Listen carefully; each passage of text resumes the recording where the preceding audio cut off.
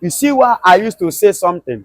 Sometimes when things are happening, you will not really know why it's happening. People are shouting, they arrest Simon Ekpa, they put him in prison, they kidnap him, they do this, they do that. You don't know why he stay away.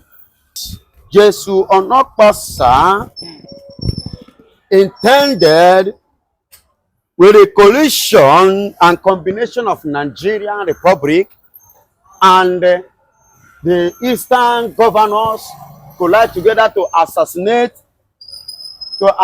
Simon Ekpa in Finland. You know, and I am happy today. The plans of the APC against Simon Ekpa has finally failed because of that December 2nd. They planned and plotted it. Look at the statement of that man. He said they have been planning it for a very long time, and he wish he can lay his hand. Thank God, God did not give him an opportunity to lay hand on an innocent man. Somebody that is fighting and standing for his right. Now, you intend to assassinate him. You know, that was their intention against nnamdikanu. You don't know? That was their intention, to assassinate nnamdikanu. Thank God he escaped. You know, he escaped. You know, Maya, he escaped from his house. He escaped. So finally, he got to a stage whereby they kidnapped him and they could not be able to fulfill their mission because the whole world now eyes is on them now. Do you see why they kept him there? Now, Simon can pick it up. Do you understand?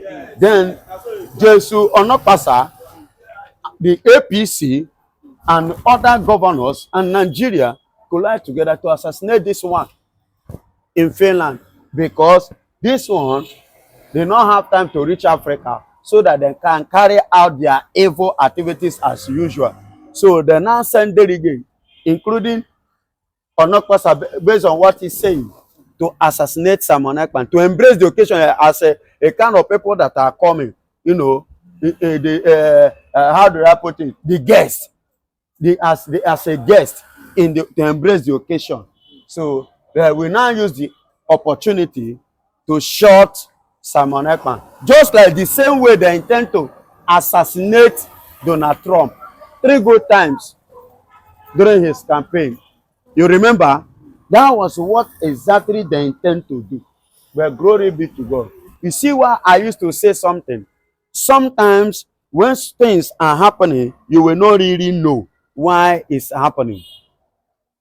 People are shouting, they arrest Simon Ekpa, they put him in prison, they kidnap him, they do this, they do that. You don't know why he stay away because they have already alleged to assassinate him. APC. APC. APC. APC. Allegedly, they intend to assassinate. Look at that step. As the young man could not reach Africa, yet they go as far as Finland, appearing as one of the guests to embrace a good occasion like this. But in another motive, to assassinate Simon Ekpa. Thank God. But the man is saying why we wanted to, they are planning that the man was saying that because Ekpa too was killing people in the southeast, killing his own Igbos, you know, that it will not be bad because he knows the law for him to be shot. Now listen to me. Killing Igbos. Did you ever see Simon Ekpa with a gun? Have you ever seen Simon Ekpa in Africa? Have you ever seen Simon Ekpa in Nigeria? Not to talk more of the southeast. The people we have seen, and we have seen them, we have caught them with their uniforms, and Nigerian military. They are the ones that are killing the Igbos. I want to ask the people that set Osumeni on fire. Is this Simon Ekpa? I'm asking, is this Simon Ekpa? The people, as of yesterday or day before yesterday, if you see, I heard that a young man died with a bomb. Whose bomb? Nigerian bomb. The military. I got to. Is this Simon Ekpa that threw the bomb that killed that young boy? No, I'm asking. Even now, Simon Ekpan is still in detention, as you people said. You people say so. You understand me? Is it the same Simon Ekpan that is in detention in Finland that is still throwing bomb again? No, let me know. Please, somebody should correct me. Somebody should answer this question. Those road block, is it Simon Ekman that is mounting it? Are you not seeing Nigerian uniform there? Military. And Nigerian politicians, like I said it before, they are the one carrying out all these evil activities in the southeast. And are the one putting it at the same time in the head of Simon Ekpa. Because the young man is standing on the truth. Now, if you remember, during the time of nnamdikanu, Nigerian politicians said a lot of things, including ọhaneze ndị igbo, ọhaneze ndị ọjọọ. They said a lot. You are fighting for freedom, you are in this, you are in that place, you are this, that. They said a lot. But at the end of the day, they kidnapped Nnamdi and he remained in their custody and he defeated Nigeria in Nigerian law. Are you getting? Yet, you people are not yet convinced. And the people are still killing. Before they said it was Nnamdi. Is their problem. Now it's no longer Nnamdi. It is now Simon Ekpa in Finland. Because the young man wants to restore the declaration of what is already on the ground. Tomorrow is the last day of the program. Then you intend to assassinate him, accusing him again. Now it's no longer Nnamdi. You have shifted it now to Simon Ekpa. Are you not seeing Nigeria as a country full of confusion, full of running out of ideology, full of losing some mentality, understanding, and reasoning? Nigeria have lost it. Let them accept it. Let them admit they have lost it. They have lost it. They have lost the Igbos. They have lost their powerhouse. They have lost their economical engine room. They have lost everything, their strength. Are you getting it? So let them admit it with faith. Let them stop, jambolizing themselves here and there. And for their information, glory be to God. I said and I will repeat again, you will not kill Simon Ekpa and you can never succeed. In America, they tried it and they did not succeed. You will not succeed over Simon Ekpa. Glory be to God for the Finland government. But we've heard people, come out to say that Simon Ekpa arrest is a propaganda, that's a lie. Do you think that this is what Simon Ekpa has seen as regards maybe them assassinating him? Maybe that's what he's trying to avoid. That's why he doesn't want to appear in the convention. Do you think that, or do you think that just like he always insisted that he was not arrested? Do you think that because of he has seen something, like because he has been saying that they are planning to assassinate him? Do you not think this is what he saw? Hello. You are coming to exactly my point. Nigeria don't have a concrete information about things. You understand? Nigeria intend to assassinate this young man, and the only way now to keep him away from that being assassinated is to give him freedom away from what he has already finished. Are you getting it? Because the people there now are following what he has already finished. And they are focusing on him. Nigeria is focusing on him to kill him. So the best way for him to be free from being assassinated is to stay away on this, because he has done it all. Nothing remains again. So stay away. He is at home. He is at home. He was not arrested. Neither was he detained, nor in prison. He's in his house. Even very close. What is going on is watching it. He's aware of it. He's watching everything. Free. You understand? Why this thing happened, just as we have said, they want to eliminate him. Nigerian APC intend to eliminate Simon Ekpa. You see why Finland government God will use them to save his life by keeping him away from that convention. because the delegate appear as what the people that come to embrace the occasion and to use it to carry out these evil atrocities. God now use them to organ or you stay away. You know, sometimes in life, when things are happening, let us check it this angle and check it the other angle. Sometimes when you are having a kind of delay in some issues on some things, there is a reason, there is a purpose. Sometimes God hold on something because he wants you to live long. He hold you on something because he wants some certain set of people to shift or some certain set of things to shift. Then you continue. You understand me? Delay is not denied. That's the word of God. So as it is now, him staying off, he stay off death, he stay off elimination, he stay off assassin, he stay off blood sharing, his blood flowing even in the convention. Are you getting it? You see why he stay up. Thank God you come up with this. I don't want to before to say anything concerning this. Now you have come up with it, and that is just it. It's for his own life to be spared so that he continues from where he has stopped. And that is why Orabweze and Mazuche and the rest continue with the platform which he had laid down. And that platform was founded by our leader. He was, yeah, you getting it? Our leader, nnamdikanu. The foundation is what all of us followed. And that is where we are going. And that is what we continue to follow to achieve our goal.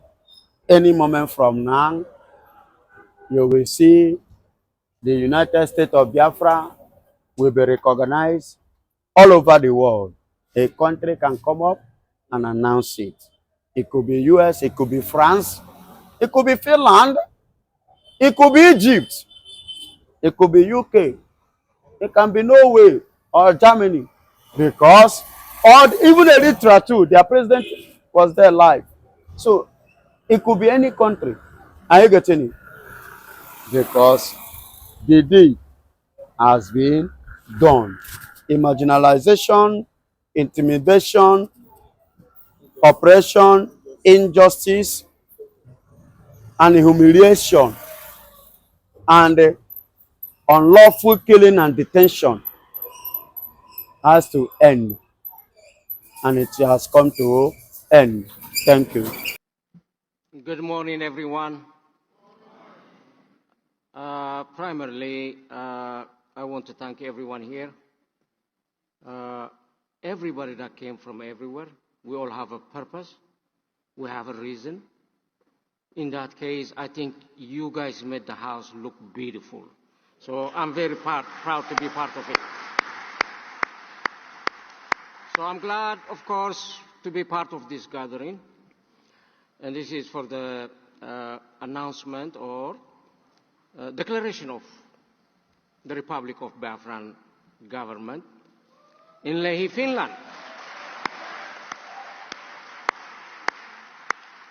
But I'm also incredibly proud to be here, not only as a guest, but as a partner, a supporter, representative, and president of the Eritrean government in exile.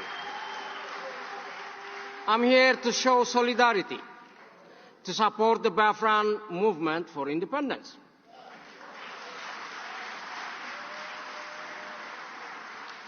And since I joined and accepted your fight for freedom, we have decided to work closely to achieve our common goal.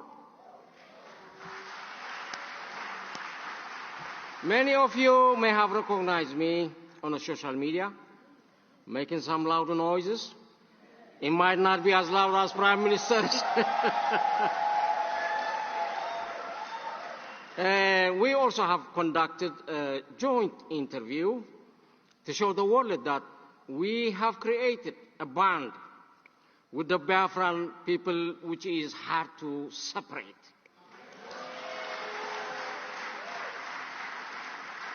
Well, it is funny today, the Prime Minister is supposed to be here to introduce me, but looking around, where could he be? He's everywhere. He's right here standing with me. He's right there with all of you. So you're all right to say welcome to Prime Minister.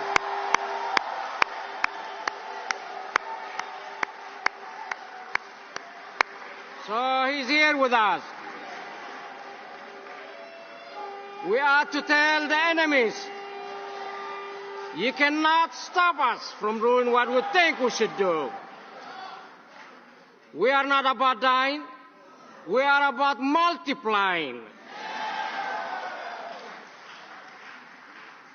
Of course, my name is Gabri Bahadurai, and I am the president of the Transitional Eritrean Government in Exile. I live in Atlanta, Georgia, and we have been in many publications alongside with the Biafran movement lately. Of course, we operate from the United States. We thought we'd get a lot of help as a base in the United States. We are represented by the law firm of the Moran Global Enterprise in Washington, D.C. The same office also represents the Biafran government in exile. So we are very close partner to work on the common cause. So the Biafran people are fighting for their freedom, for their independence from the Nigerian government. And the Eritrean people looking at freedom for their people from a very authoritarian regime of Eritrea. So we have a common cause to fight alongside each other. We are doing a marvelous job in Washington, D.C., thanks to our respectful lobbying firm. And right here, I'd like to recognize, if you may stand, Elias Gerasleos.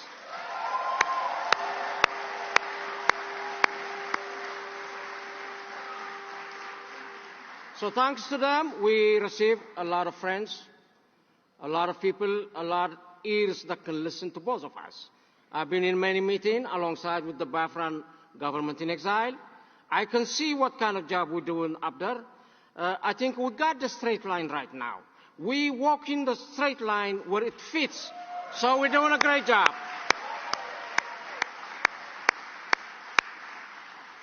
If I must correlate, what do we have in common? The Biafrans and the Eritreans both are under a very repressive and cruel and ruthless governments. Of course, Biafrans won their independence from Nigeria. And as I said, we won our freedom. For 30 years, 33 years, of course, with no election, with no constitution, the gross violation of human rights. And we are known as the North Korea of Africa. Figure it out what it means. We are under a very brutal administration. Biafra had its independence 1967 through 1970. It was short-lived, thanks but not thanks to the Nigerian government that betrayed the trust of the Biafran people. And because of that, a very brutal civil war has been incited, and it did not have a good ending.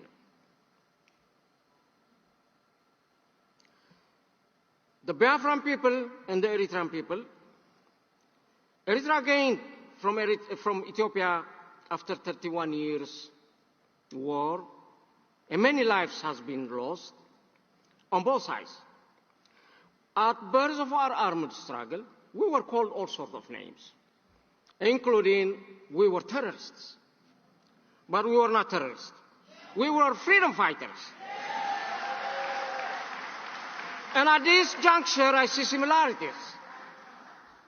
That they're going to name or tag a name on the freedom fighters of the Biafrans as terrorists. They are not terrorists. They are freedom fighters. As we know, yes, freedom is not free. It requires for us to pay a price.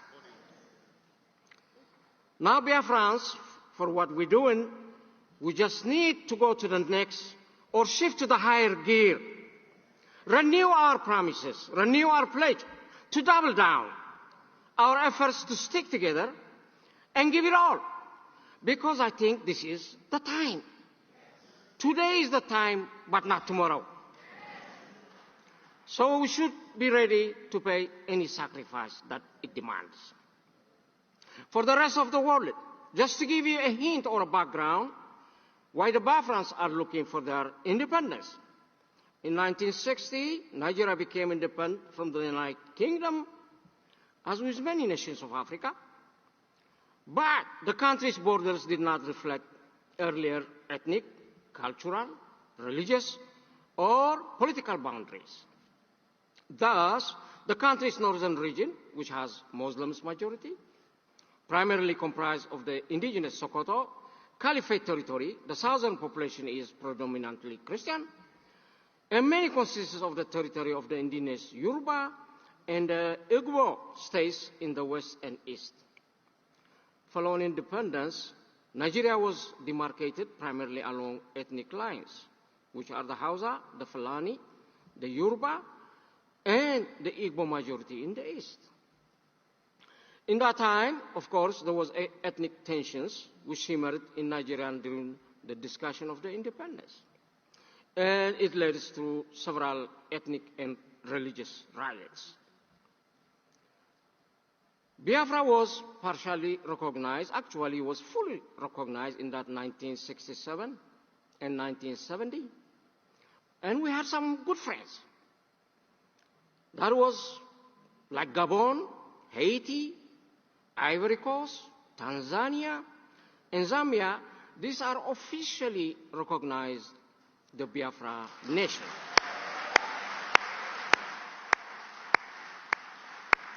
And there were some that recognized as de facto recognition from France, Portugal, Israel, South Africa, and Rhodesia. Therefore, we are still looking for those friends to show up. History repeats itself. So, as we do our fight, we should always remember who our friends are and who our enemies are.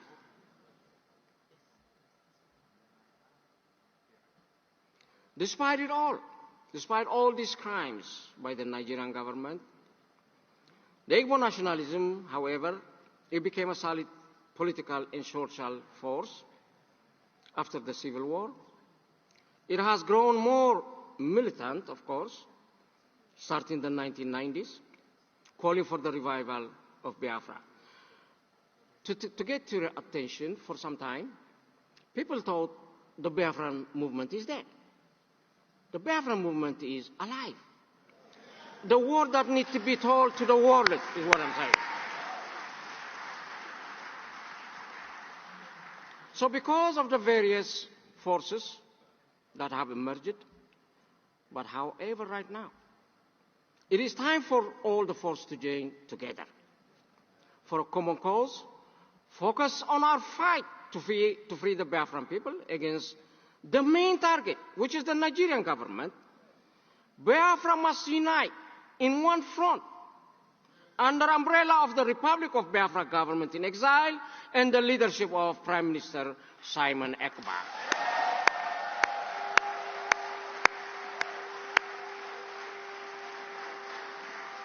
Yeah. What happened during this convention? Ooh, I smell some rotten eggs. Do I sense some suspicion? Prime Minister Simon is in prison? Why now? Could someone have a motive to sabotage the convention, which is a very important convention to restore the Declaration of Independence? But they were not able to stop us. We're still running and moving.